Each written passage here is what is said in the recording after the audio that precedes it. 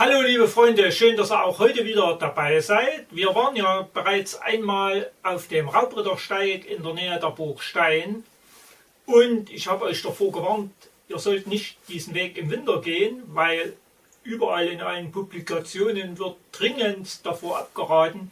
Mich hat es aber selbst gereizt und ich wollte es selber herausfinden, ist der Weg im Winter wirklich so schlimm? Und da ich den Weg nicht noch einmal so laufen wollte wie im letzten Sommer, habe ich noch eine andere Variante probiert und die möchte ich euch heute vorstellen im Winter auf Raubrittersteig. Ich wünsche euch viel Spaß beim Anschauen.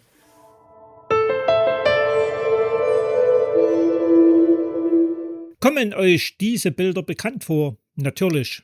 Wir stehen vor der Burg Stein, zugehörig zu Hartenstein, diesem idyllisch gelegenen kleinen Städtchen an der Zwickauer Mulde, welche wir ja schon oft zum Wandern besucht haben. Angenehmerweise kann man ja auch hier mit dem Zug anreisen und so begeben wir uns vom Bahnhof auf den Weg, vorbei am Schloss und über die Mulde hinweg. Die Hauptstraße dürfen wir zum Glück an der Straße mit dem kurzen und knappen Namen Stein bereits wieder verlassen und steigen selbige angenehm empor. Ihr kennt diese Bilder irgendwie? Richtig. Auf direktem Weg Wildbach-Isenburg-Raubrittersteig sind wir bereits hier hochgelaufen. Anders wird es am Ende der Straße bzw. diesem Abzweig, denn heute wollen wir ja neue Wege gehen bzw. ausprobieren und folgen somit der gelben Markierung zunächst Richtung Langenbach bzw. Wildbach Sportplatz. Der Aufstieg auf dieser reichlich 7 Kilometer langen Runde, wenn man von einem solchen Anstieg überhaupt sprechen kann, ist, ihr seht es selbst, sehr moderat und angenehm. Zudem warten auch keinerlei spektakuläre Highlights auf uns als der Wald und die Ruhe. Zumindest bis wir auf die Verbindungsstraße Stein-Wildbach stoßen.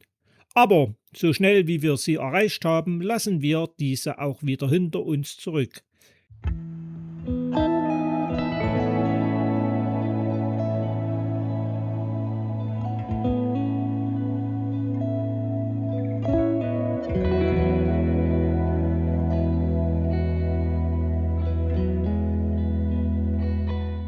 So schnell kann es gehen. Der besagte Sportplatz von Wildbach liegt vor uns.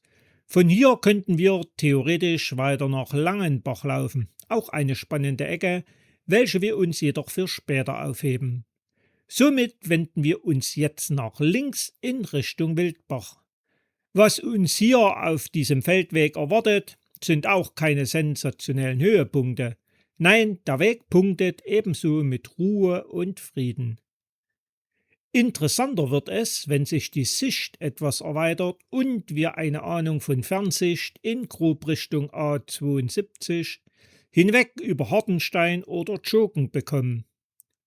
Richtig sehenswert wird es dann, wenn die Spitze der sehenswerten Wildbacher Kirche zunächst zaghaft hinter dem Hügel auftaucht. Nur noch wenige 100 Meter und halb Wildbach sowie das natürlich nicht zu sehende Muldental bzw. das gegenüberliegende Bergbaugebiet der Wismut sowie die Region um die Prinzenhöhle, welche bekanntlich im Poppenwald liegt, zeigen sich uns.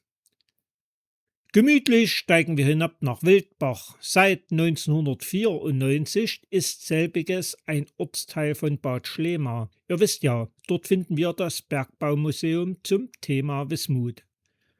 Doch, heute soll dies kein Thema sein. Pünktlich mit unserem Einzug nach Wildbach zieht auch der Himmel auf und wird langsam blau. Welch nette Geste der Wildbacher, könnte man denken. Extra wegen uns. Somit sind die 200 Meter bis zur Kirche ein wahrhafter Genuss. Wirklich schön und liebevoll gestaltet empfinde ich den Platz an der Kirche. Noch spannender und schöner finde ich die Dekoration in der Kirche.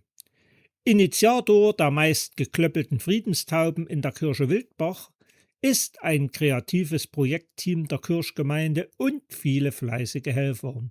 Ich war fasziniert. welch großartiges Zeichen in Zeiten der angeordneten Kriegstüchtigkeit. Eine weitere spannende Frau finden wir mittels dieser Figur vor der Kirche. Wer regelmäßig meine Filme schaut, der weiß natürlich Bescheid. Es handelt sich um die sagenhafte Weise Frau von der Isenburg. Wer wissen will, was es damit auf sich hat, der möge Eva K. Kühn auf ihrem Hörkanal lauschen. Dort erzählt Eva deren Geschichte. Und genau dahin, wohin es diese weise Frau immer gezogen hat, wenden auch wir unsere Schritte, nämlich zur Isenburg, welche laut Schild nur noch 700 Meter entfernt ist. Dabei lautet die Devise nicht immer an der Wand entlang, sondern eher am Zaun. Und welch herrliche Eindrücke in alle möglichen Richtungen werden uns hier geboten. Ich behaupte einfach ganz kühn, das haben wir uns ja schließlich verdient. Ist der Waldrand erreicht, dann sind es nur noch wenige Schritte und die gesuchte und sagenumwobene Isenburg ist erreicht.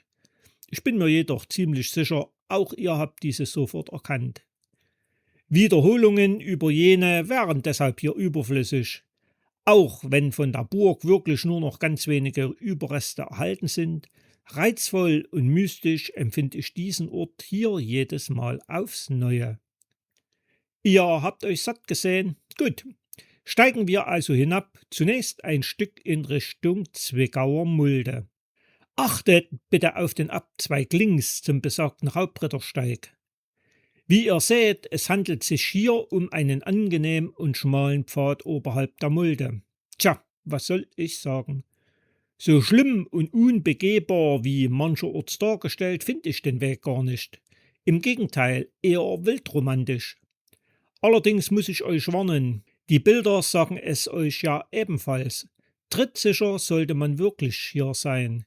Zumal gelegentlich auch ein umgestürzter Baum den Weg versperren kann. Doch nach einem reichlichen Kilometer ist diese Romanze in wilder Natur leider wieder vorbei. Der breite Fahrweg Stein-Wildbach erwartet uns. Aber im Winter mit Schnee ist dieser natürlich ebenfalls angenehm zu laufen. Sehr weit müssen wir somit nicht mehr gehen, ehe wir, völlig logisch, wieder auf den Ortsrand stoßen. Gemächlich und entspannt gehen wir wieder das kleine Sträßchen Stein hinunter, erreichen die Burgstein sowie unsere Mulde.